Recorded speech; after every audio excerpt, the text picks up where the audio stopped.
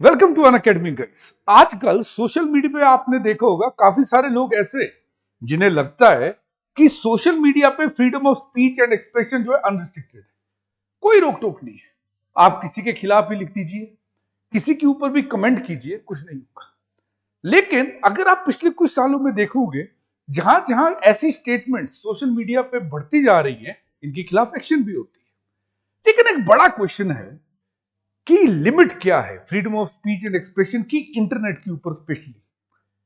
इसका जवाब दिल्ली हाईकोर्ट ने आज दिया राणा अयूब केस में। राणा अयूब के पुराने कुछ ट्वीट से, जहां पर ये भगवान राम मां सीता के बारे में कुछ कह रहे, इन्होंने वीर सावरकर के बारे में कुछ कहा, जो कि बिल्कुल एक डेरोगेटरी लैंग्वेज यूज कर रहे हैं। आप ट्वीट्स पढ़ सकते हैं। वहीं इन्होंने एक बुक को उठाया, उसको कोट करते हुए नथुराम गॉडसे को टेरर सिंपैथाइजर कह दिया। इनकी इन स्टेटमेंट्स का केस दिल्ली हाईकोर्ट सुन रहा था। दिल्ली हाईकोर्ट ने 2-2 कहा कि 24 घंटे में इनके खिलाफ एक्शन लो।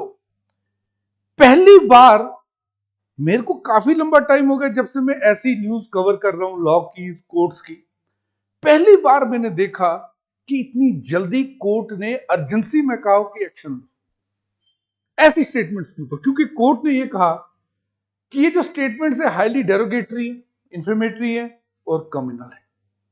ये जितनी स्टेटमेंट्स है, जो आपका ट्वीट्स है, इनके बारे में जज ने कहा पूरा इशू है क्या और क्या लिमिट है हमारे सामने, वो मैं आपको बताता हूं। तो राणा अयूब ने, दिल्ली हाईकोर्ट ने इनको बुलाया हुआ था। आपने हिंदू डाइटीज के ऊपर धार्मिक भावनाओं को ठेस पहुंचाई, वीर सावरकर से लेकर गॉडसे तक आपने कुछ भी लिखा। उसके बाद कोर्ट ने यह स्टेटमेंट तो दी कि ये कम्युनल है, डेरोगेटरी है, यह भी कह दिया दिल्ली पुलिस और एक्स को कि आप एक्शन लीजिए इनके खिलाफ। ये एक बहुत बड़ी डेवलपमेंट है कि आप हिंदू डाइटीज को कहीं ना कहीं इंसल्ट कर रहे हैं, आप हिस्टोरिकल फिगर्स को अटैक कर रहे हैं, सावरकर जैसे। आप एक अनरेस्ट करना चाहते हैं कंट्री में, ये सब आप ट्वीट के थ्रू करना चाह रहे हैं।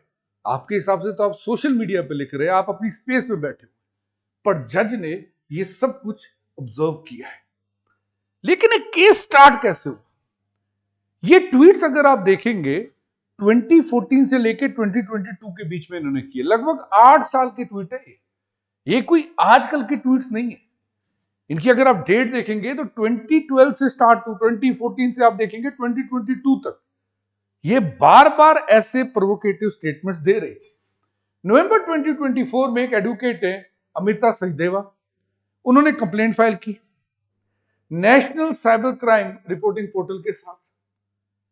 जनवरी में 2025 को केस पहुंचता है दिल्ली पुलिस के पास। दिल्ली पुलिस ने पहले कोई एक्शन नहीं ली, क्योंकि पहले ये साइबर पुलिस के पास एड्रेस हो चुका था।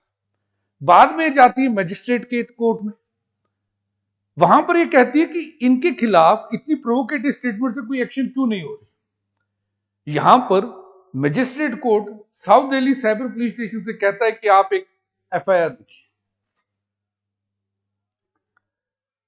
फिर ये केस पहुंचता है सरकार के एपेलेट कमेटी के पास, जो आईटी रूल्स के अंतर्गत बनाई गई है। वहां पे इन्हें कहा जाता है कि आप ट्वीट्स को कहीं ना कहीं हटा दीजिए, ट्वीट्स अभी भी लाइव है। कमेटी कहती है कि ट्वीट्स को हटाएंगे नहीं, क्योंकि ये जो ट्वीट्स है ये अभी भी मसला सब जुडिशियल से मजिस्ट्रेट कोर्ट में केस चल रहा है। इन सब चीजों को एक ही बार में अप्रैल 2025 में एड्रेस किया जाता है दिल्ली हाईकोर्ट। सबसे मजिस्ट्रेट कोर्ट, साइबर पुलिस, सब केसेस को लाके यहां पर चैलेंज किया जाता है। हाईकोर्ट इसे ऑब्जर्व करता है और ये कहता है कि ये एक कंटिन्यूइंग रॉन्ग है। मतलब एक बार गलती होगी 2014 में, आपने 17 में फिर लिखा, 22 में फिर लिखा, ये कंटिन्यूइंग रॉन्ग है जो हट भी नहीं रहा है। इनको पता है इनके खिलाफ कितने सारे लोग इस बारे में ऐसा कह रहे हैं कि आप गलत कर रहे हैं, बट ये हटा नहीं रहे। उन्होंने कहा कि ये जो पटिशनर है अमिता सचदेव, उनके right to freedom, right to religion, जो उनके फंडामेंटल राइट्स है, राइट टू लाइफ, उसके खिलाफ है। अगर इनके खिलाफ कोई एक्शन नहीं ली गई, क्योंकि ट्वीट्स लाइव है।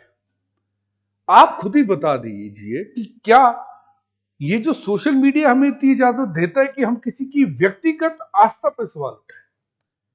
क्या जो चीजें हिस्ट्री हमें बता रही है उस हिस्ट्री के खिलाफ हम चले जाएं, एक नया नैरेटिव सेट करें ताकि देश में अनरेस्ट हो? क्या ये चीज यही कह रही है? ये सब दफाएं थी, जैसे section 153A, section 295A, section 505। ये पुराने आईपीसी के थे जो इन पे लगे हुए थे कि आप दो ग्रुप्स में डिफरेंसेस पैदा करना चाह रहे हैं।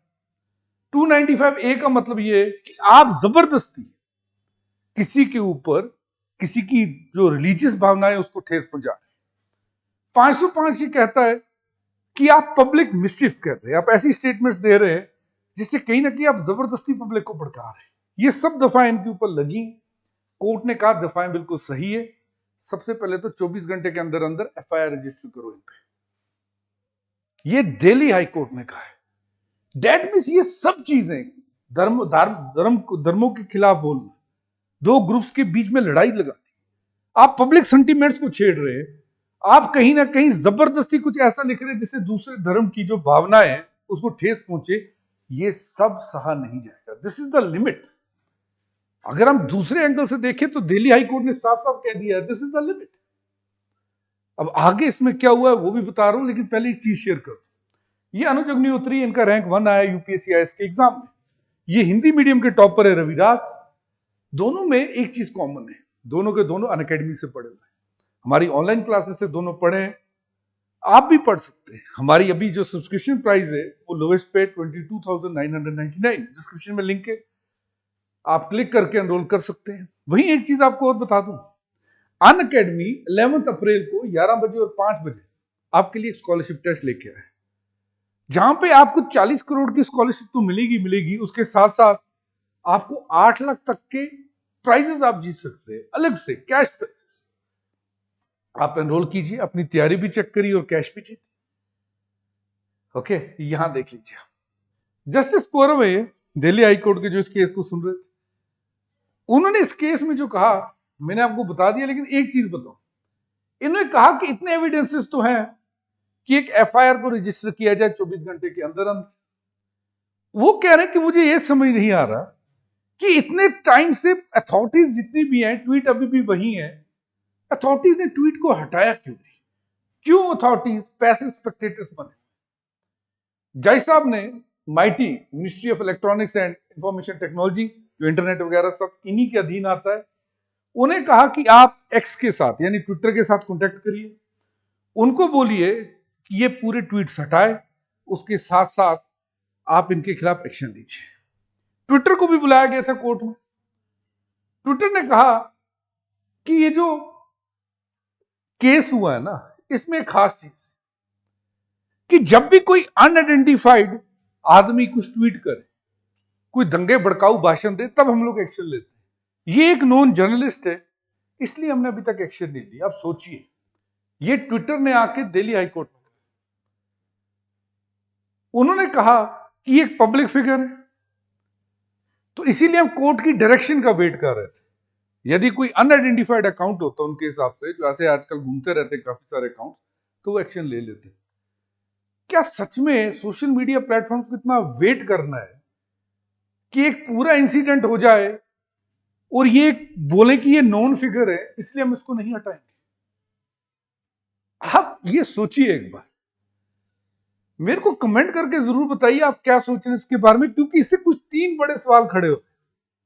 सबसे पहला तो ये 24 आवर की जो विंडो है, अर्जेंसी है, कोर्ट ने सही दिखाई।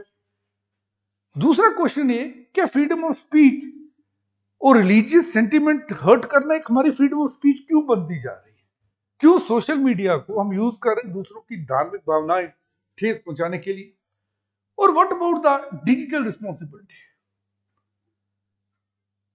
क्यों नहीं सरकार ऐसे ट्वीट्स को हटा रही है? क्यों 2014 से ऐसे ट्वीट्स वहां पर पड़े? कब हम इंडियंस डिजिटली रिस्पॉन्सिबल होंगे? हम एक डाइवर्स देश है, बहुत सारे यहां पर धर्म है, कास्ट है, क्या हमें डिजिटली रिस्पॉन्सिबल नहीं होना चाहिए?